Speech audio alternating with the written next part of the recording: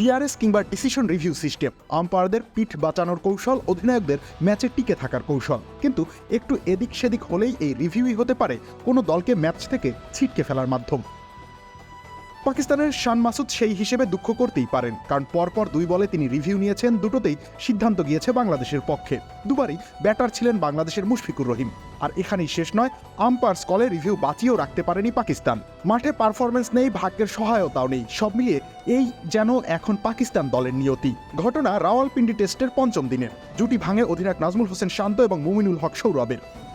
মুশফিক উইকেটে নেমেই ছিলেন মারমুখী, দ্রুত রান বের করে নিতে তিনি চেষ্টার কোনো কমতি রাখছিলেন না। মুশফিকুর রহিমের বিপক্ষে পরপর 2 বলে দুটো দারুণ ডেলিভারি করেন লেগ স্পিনার আবরার আহমেদ। বলের মেরিট বিবেচনা করলে দুটোকেই পাস মার্ক দিতে হয়। দুটোই প্লাম। এলবিডব্লিউ হতে পারে নিশ্চিতভাবেই, পাকিস্তানের জোরালো আবেদন। কিন্তু আম্পায়ার রিচার্ড ক্যাটেলবারও অবিচল। দুবারই তিনি বললেন বল ব্যাটে লেগেছে, কিন্তু শান মাসুদ কিংবা আবরার ক্যাটেলবারোর কথা শুনলেন না। তারা শুনলেন উইকেটের পেছনে দাঁড়ানো অভিজ্ঞ উইকেট রক্ষক সরফরাজ আহমেদের কথা।